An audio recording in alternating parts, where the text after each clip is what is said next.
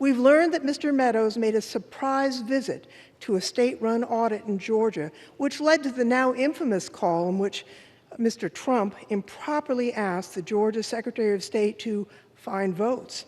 We need to talk to Mr. Meadows about that. We need also to ask him about text messages which he provided to our committee that show an official in Georgia texting Mr. Meadows during the Trump-Raffensperger call, saying that they, quote, need to end this call, unquote, and emphasizing, quote, I don't think this will be productive much longer, end quote. We need to talk to Mr. Meadows about that. How did the following text from a House lawmaker influence Trump's plans to overthrow Joe Biden's electoral college majority of 306 to 232 after Joe Biden beat Donald Trump? And here's what that lawmaker wrote him.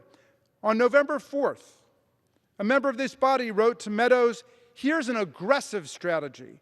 One day after the election, why can't the states of Georgia, North Carolina, Pennsylvania, and other Republican-controlled state houses declare this is BS, where conflicts in election not called that night, and just send their own electors to vote and have it go to the SCOTUS, the Supreme Court of the United States? On January 3rd, Mr. Meadows was exchanging text messages with a lawmaker about the pressure campaign to get state legislatures to overturn the results of the election. In one text message to a lawmaker, Mr. Meadows wrote, he presumably being President Trump, quote, he thinks the legislatures have the power, but the VP has power too, end quote.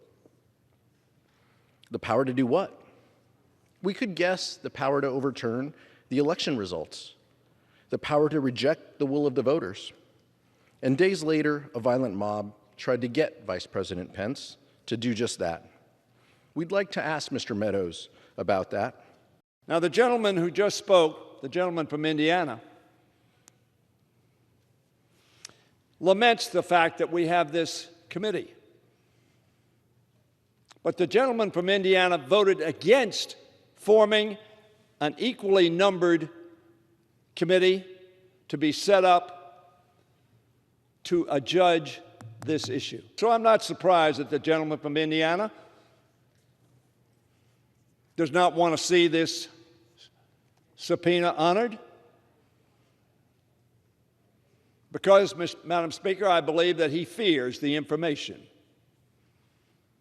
that would be brought forward. It seems to me that my friend, the gentleman from Maryland, disparaged the gentleman from Indiana here personally and should have his words taken down. Make no mistake,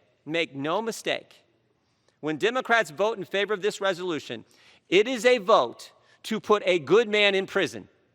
That is what don't pretend to argue either. Don't even attempt the argument. No. This is just a House acting. The Justice Department will make a decision whether to prosecute or not. Come on, is there anyone who believes that? It took the Attorney General all of 5 days to treat parents as terrorists.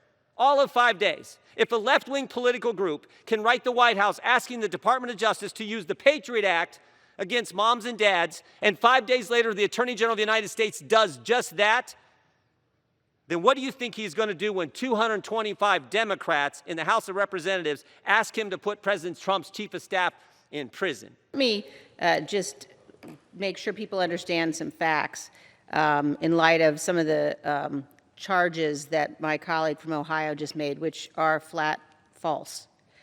Number one, Mr. Meadows refused to show up for his deposition. The committee scheduled a deposition after extensive coordination with Mr. Meadows at a day that he chose, that he selected, and then he refused to show up. And he refused to show up to testify about non-privileged questions. So my colleague from Ohio can talk as much as he'd like about executive privilege and about George Washington and about the extent to which it's crucial for the survival of the Republic, with which I agree. But we are talking here about testimony about non-privileged materials. On this vote, the yeas are 222 and the nays are 208. The resolution is adopted. Without objection, the motion to reconsider is laid on the table.